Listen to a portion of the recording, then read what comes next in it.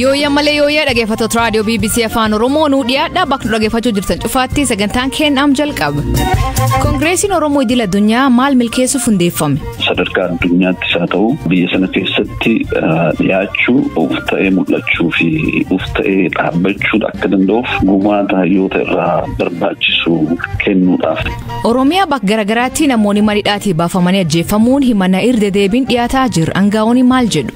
Inni kun kallattii mootummaas hin ta'u boris ta'uu hin danda'u. Kun ololaaf kan fayyadamaa jiranidha. Aanaalee adda addaatti namni qophaa'ee yeroo ammaa akka kana hojjetaa jirullee adda baafachaa jirra. Burkina Faasootti namoonni 19 ajjeefamuu kanaaf oduu dabalatan waliin tura an asli galgaloo.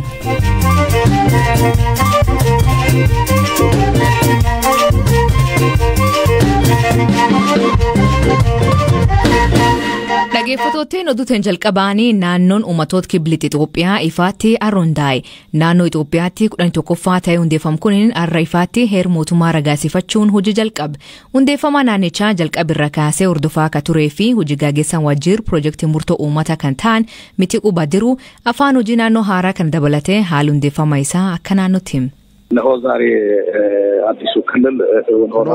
Naannoon haaraan kun ifatti jalqabeera. Heerri mootummaa naannichaa ragga'eera. Afyaa'ii fi ittaanaan afyaa'ii akkasumas pirezidaantiin naannichaas filatamanii sirni alaabaa naannichaa fannisuu fi aasxaa naannichaa ifa gochuu gaggeeffameera. Heera naannoo haaraa hundeeffame kana wanti adda godhu teessoon naannichaa magaala tokko ol ta'uu danda'a kan jedhu raggaasifameera. Haga ammaatti magaalonni 4 teessoo naannichaa akka ta'aniif dhiyaataniiru. Wantoonni bu'uuraa akka moggaasa naannichaa, afaan hojii naannichaa, teessoo naannichaa, aangoo qoqqooddachuu, alaabaa fi aasxaan fedhii uummataa irratti hundaa'uun qorannoon gaggeeffameetu murtaa'e. Caasaalee naannichaa hunda keessatti afaan Amaaraa akka afaan hojii naannichaa ta'u murtaa'eera. Naannoo kana keessaa bakka hundaa akka walii galan taasisuu waan danda'uuf afaan Amaaraa filatameera. Haa ta'u malee afaanonni biroo kan uummattoonni naannichaa dubbatan mana mareetiin yoo murtaa'an ammoo carraan afaan hojii dabalataa jiraachuu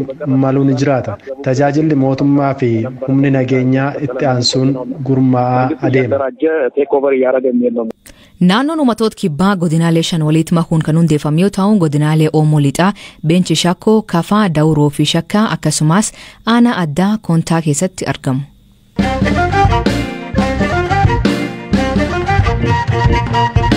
Abbaan artist Jaallee Amantee yookiin Kabbitoo maanguddoon gan 70 kan ilmi isaa miseensa Wooboo jedhamee torbaan dabree to'annoo poolisii jala baafamee humnoota nageenyaan ajjeefamee jedhu maatiin isaa. Waan Kabbitoon jedhee fi himannaan wal fakkaatan kanaan dura godinaalee Horoo Guduruu Wallaggaa fi Shaawwa Lixaarraatti maatii fi firoonni dhiyeessan walitti qabuun hirpha gammachuu kan qopheesse. Obbo Amanteen torban 2 dura humna nageenyaatiin qabamuun kaampii poolisii humna addaa Oromiyaa magaalaa Garba Gurraachaa keessatti hidhamanii akka turan ilmi isaanii Jaallee Amantee Kabbitoon BBC'tti himeera. Kan ajjeefaman bakka manneen baay'atan daandii irratti ganama keessaa gara sa'aatii 12 walakkaatti ta'uu dhageenye jedhe. Torban 2 dura mucaankee wamuudhaa bosona jira jedhamee sababa mucaa isaatiin hidhamee torban 2 irra Sambooda mana hidhaa tursiisanii deddeebi'amanii hidhaa keessa baasanii karaa irratti ajjeesanii sa'aatii dheeraadhaaf akkas gara sa'aatii 5 akka reeffi hin taane dorganii nama guddaadhaa kan reeffa isaa xiqqaasee jedhanii gaafa deeman isaan sa'aatii wayiitti fidamanii jedhame namni jaarsummaa deemee gaafachuu dandeenye awwaala isaarraan gaafachuu dandeenye waaqan beeka guyyaa tokko namni kana godhe kan harka isaan nama. Jaalleen sababa obboleessa isaanii kanaan hundi isaanii qaama nageenyaan akka barbaadaman himee sirna awwaalchaa irrattis akka hin hirmaanne dubbateera. Obboleessi isaanii waraana bilisummaa Oromoo kan mootummaan Itoophiyaa shororkeessummaan farrajetti kan makame waggaa 2 dura ta'uu hima. Taatee kuyyuutti mudate jedhame kana ilaalchisuun qulqulleeffachuudhaaf yaalii BBC'n poolisii dubbisuudhaaf taasisee milkoofne. Kanaan dura garuu poolisiin himannaa kana balaaleffateera. Kanaan dura Komishinii Mirga Namoomaa Itoophiyaa tarkaanfiin seera kabachiisuu Oromiyaa keessaa karaa seera hordofeen ta'uu qabaa jechuun qeeqaa tureera. Himannaa mana hidhaatii baafamanii ajjeefamanii jedhu kana duraan godina Horroo Guduruu Wallaggaa, Shawaa Lixaa fi kaanittis dhagahamaa ture. Baatii muraasa dura maanguddoon obbo Moosisaa Lammaa jedhaman magaala Finfinnee naannoo Atoobis Taraa jedhamee beekamutti qabamuun hidhamanii gara Abuna Gindabaratti geeffamuun akka ajjeefaman maatiin ni himu. Himanna namoonni to'annaa seera jala jiranii baafaman ajjeefaman jedhu kan irra deebiin dhaga'am kun dhugaa miti jedhu dubbii himaan paartii badhaadhina Oromiyaa obbo Gezaachoo Gabbisaa. Gochoota suukaneessoo hidhattoonni woboo kan mootummaan Abbaa Shaneetiin jedhuu fi shororkeessummaan farajee uummata irraan gahan miidiyaan qoratee gabaasuu akka qabu kan himu wangaan kunin taatee godina Shaawaa Kaabaa Kuyyuutti raawwatee akka quba hin qabne dubbata. Ammayyuu taanatti dubbis. Gaafa jimaataa torbanuma darbee jechuudha godina Shawaa Kaabaa aanaa Kuyyuu magaalaa Gabra Gurraachaatti kaampii kan poolisota Oromiyaa jira. Achi keessatti maanguddoo ganna 70 kan 72 achi hidhamanii turan baafamanii humna poolisiin akka ajjeefaman maatirraa dubbisnee turre. Poolisirraa yaada argachuu dadhabne garuu himanni wal fakkaataa bakkeewwan garaa garaattis mudataman hidhaatii baasanii ajjeesuu bakka buufata poolisii yookiin immoo kaampiitii fuudhanii ajjeesuu irra deddeebiin mudata. Akka paartii biyya bulchaa jirutti maadha deebiin keessan kun hangam seera kabachiisuu keessatti fudhatama qaba? Qabatamaatti waan amma kaastu kan insidentii tokko kan kaaste kana quba hin qabu. Irra guddeessa iddoo dubbiin kun irraa dhufutti qaamni nageenyaa jiru ibsa gaariitti kennuun barbaachisaa ta'a tokko. Lammata waliigalas akka naannootti qabatamaatti kan beekamuuf fudhatamas kan qabu tarkaanfii olaantummaa seera kabachiisuu. Tarkaanfii olaantummaa seera kabachiisuu immoo yeroo ammaa addattiyyuu labsii yeroo hatattamaa keessatti illee ifatti kan taa'een jira. Yeroo tarkaanfii fudhachuuf deemnu ragaadhaaf haala qabatamaa lafarra jiru irratti hundoofnee irraan kan hafe calluma jedhamee akkasumaan karaa seerarraa maqeen faallaa seeraatiin wanti fudhatamu tarkaanfiin tokkoyyuu akka jiraatu mootummaan hin eeyyamu hin jirusi. Garuuti maaltu jira naannoo Oromiyaa keessa kan jedhamu irra guddeessa olaan uummata burjaajessuuf yaaluun qaamolee adda addaatiin tarkaanfachiifamuu miidiyaaleettis hin dhufa. Daa'imni kichuun duutu haati bakkeetti haftu abbaan ijoollee irraa ajjeefamuu ajandaa ta'an jiru. Amma kan ajandaa ta'u dhimma tokko kaasanii mana sirreessaa akkasitti akkas ta'e maalii kan jedhu kana jira. Kun ololaaf kan fayyadamaa jiranidha. Dhagaa jira waan tokko aanaalee adda addaatti namni qophaa'ee yeroo ammaa akka kana hojjetaa jirullee adda baafachaa jirra. Uummanni maasaan isaa gubataa jiruuf qe'eensaa manca'aa jiru. Humna badiitiin tarkaanfii irratti fudhatamaa jiruun beeka. Eenyu akka irratti fudhatu haa ta'uti garuu sababoota hin jirre uumanii ajandaa gochuudhaaf isatti fayyadamuudhaaf tarkaanfiin humni shororkeessaa kanaan fudhatamaa jiru akka beektan asumaan yaadachiisuu barbaade. Kanaaf namni mana hidhaatee fuudhamee ajjeefamaa jiru hin jirudha yaadi keessan? Inni kun kallattii mootummaas hin ta'u boris ta'uu hin danda'u.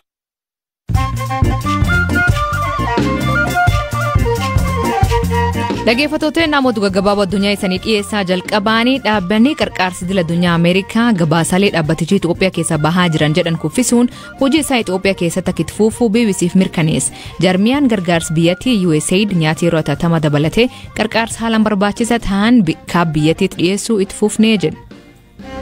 Mootummaan Faransaay lammiileen isaanii Itoophiyaa keessaa akka bahan gaafata. Asiin dura biyyoonni akka UK, US, Kanadaa, Raashiyaa fi kanneen biroo lammiileen isaanii akka bahan gaafatee ture. Kun erga humnoonni TPLF gara Finfinneetti dhiyaachaa jirraa jedhan. Burkina Fasotti haleellaa raawwatee namoonni 19 lubbuu isaanii dhabuu himan. Isaan keessaa 9 loltoota mootummaa yoo ta'an 10 ammoo namoota nagaa jedhan. Eegi gannaa 2017 haleellaa gareen hidhatan raawwataniin namoonni 10,000 lakkaa'aman du'uu himan. Keenyaa fi Ruwaandaan tallaalii COVID-19 ijoolleef kennuu eegalan. Ruwaandaan ijoollee gan 12 ol tallaaluuf Keenyaan garuu ijoollee umrii 15 irraa eegalti. Mootummaan Keenyaa jedhuuf keessa namoonni tallaaliin fudhatin konkolaattota uummata dabalatee bakka hedduu irraa akka dhorkaman ibsa.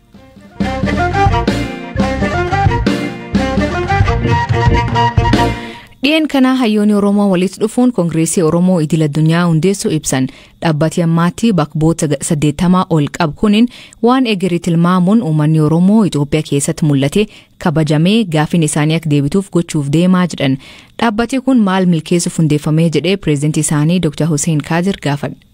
Koongireesiin kun maal milkeessuuf hundeeffamu? Kaayyoon inni hundeeffameef maani? Koongireesiin Oromoo idil addunyaadha. WOC World Oromo Congress walitti dhufeenya hayyootaatii walitti dhufeenya beektotaa fi diiyaaspooraa Oromoo addunyaa irra jiruuti. Uummata Oromoo kanaaf waan isa barbaachisu qaama dantaa fi gaaffii Oromootiif qabsaa'u hundaa gargaaruuf bira dhaabbachuuf tumsuufiif akkasumas egeree boruu Oromoo haala qulqullaa'aa ta'een define godhanii uummatattis qabsaa'otattis garsiisuudhaaf kan hundaa'edha. Hunda caalaa Oromoon tokko ta'ee gaaffii isaa bifa qindaa'aa ta'een sadarkaa addunyaattis haa ta'u biyya sana keessatti dhiyaachuu of ta'ee mul'achuu fi of ta'ee ta'ee dhaabbachuu akka danda'uuf gumaata hayyoota irraa barbaachisu kennuudhaaf kan hundaa'edha. Uummanni Oromoo gaaffiisa kan gaafachuu fi waggaa hedduu fi qabsaa'aa ture.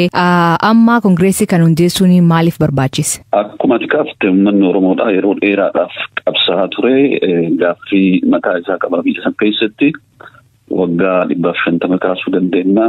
Sana boodas waggoota 50 kaasuu dandeenya. Cehees waggoota 27 baroota dabran sadiin keessatti gaaffii gurguddaa qaba. Gaaffii siyaasaadhaa qaba, gaaffii diinagdeedhaa qaba, gaaffii abbaa biyyummaa qaba, gaaffii aadaa, gaaffii afaanii, gaaffii argitee ofiin bulchuudhaaf danda'uudhaa, gaaffii sabaaf sablammoota biroo wajjin wal qixa ta'ee jiraachuudhaa kaasaa ture jira. Kunis akkuma yaadattu sochii qeerroo fi qarree Oromootiin akkasumas uummata bal'aatiin gaaffiiwwan sun ciccimaa dhufe mootummaan waggaa 27 dararaa hedduu keessaa ture jijjiiramee hafuurri yookiin qilleensi jijjiiramaa tokko dhufee waadaan galamee ture. Garuu ammaas gaaffiiwwan sun osoo hin deebi'in gara biraatti deemame sun uummata Oromoo biratti gonkumaa fudhatama argachuu hin dandeenye. Kanaafuu rakkoo biraa, dararaa biraa, hidhaa, ajjeechaa, gadadoo waan akkasii keessa seenee sadarkaa argitee gaaffiin uummata Oromoodhaa dagatamee turan irratti uummanni Oromoo komii fi aarii guddaa qaba. Nutis akka hayyoota Oromootti uummata kana qabsoo isaa gargaaruuf bira dhaabbachuudhaaf kallattii jiru itti agarsiisuudhaaf akka hayyootaatti waan nutti mul'ate lafa kaa'uudhaaf gargaaruudhaaf kan uumamneedha. Biyya san keessatti Oromoon utubaa guddaadha. Utubaan faawundeeshiniin inni irra dhaabbates Oromoodha. Kanaafuu gaaffiin uummata Oromoodhaan deebi'uu qaba. Nutis kanuma gargaaruudhaaf bira dhaabbannee qabsichi itti fufee jira. Garuu ammoo firiin isaa yeroo 2-3 haala hin taaneen harkaa fudhatamee jira. Kun akka nutti hin deebineef Oromoon afaan tokkoon qaama tokko ta'ee gamaa gamana fiiguu dhiisee walii wajjin dhaabbattee gaaffii isaa difaayin godhatee akka deemuuf hayyoonni Oromoodhaa gargaarsa gumaacha barbaachisu kennuudhaaf kanas baanedha jechuudha.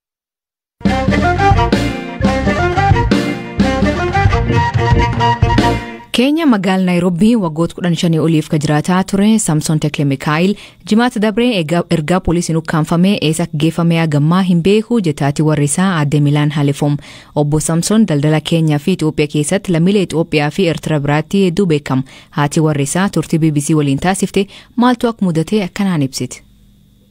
ዓርብ ዕለት ሩብ ጉዳይ ለ12 ጅማታ ገልገለ ሳቲ ናኖ ለማ ሩብሩት ናፍ ብልብሌ ነሞኒ ንህም ቤክኔ ሚዳ ሰራንጋ አከጅረኒ ፊ ኮንኮላታ ሳ ኬሳ ጎቶተኒ ባሰኒ ኢሶ ፍደቻ አከጅረን ሂርዮታ ኪየቲና ፊ ሚናን ጀዴ ጉያ ሰነራ ካሴ ኤሳ ከጅሩ ኤሳ ከጌሰኒ ፊ ሉቡን ጅራቹ ፊ ዲሱ ሳዩ ዋንቲ ቤክ ነው እንጅሩ ቡፈተ ፖሊሲ ኪልማኒት ሪፖርት ጎኔር ቆረቻ ጅረ ጀዱ ዴቢዮ ማኖ ፊንከኒኒ Imbaasiin Itoophiyaa hangan himuun olitti nu gargaaraa jiru. Isaan akka hin taanee fi isaan bira rakkoon tokkollee akka hin jirre sirriitti natti himanii wanta danda'an hundaan akka na gargaaran naaf ibsaniiru. Kan na gargaaraa hin jirre mootummaa Keeniyaadha. Viidiyoo waraabamee gadhiifameen hidhattoota mootummaadha jedhameera. Kanaaf kan itti gaafatamu mootummaa ta'ee furmaanni hin jiru taanaan biyya kana keessa jiraachuudhaaf nageenya akkamiitu jira?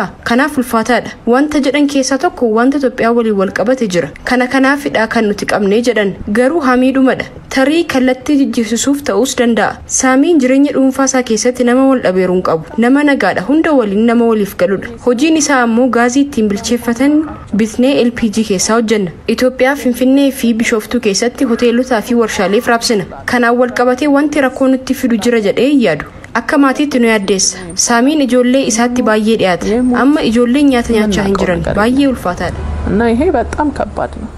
Dhaggeeffattootteen sagantaan har'aa ganuma nu waliin turuu keessaniif ulfaadha isaniin jenna. Mammaansi galgala kanaa ergisaan bubbultee handhuura taate. Hiikan isaa maanii kooment keessatti nu beeksisa. Sagantaa kan qophees Biraanuu Gammachuu gam teknikaatiin Oskar Bunga keessaniif dhiyeessaan asli galgalooti. Agburisaatti akkana nagaa waaqa kee bulaa oraa bulaa deebanaa hangafamaan dhan bulaa.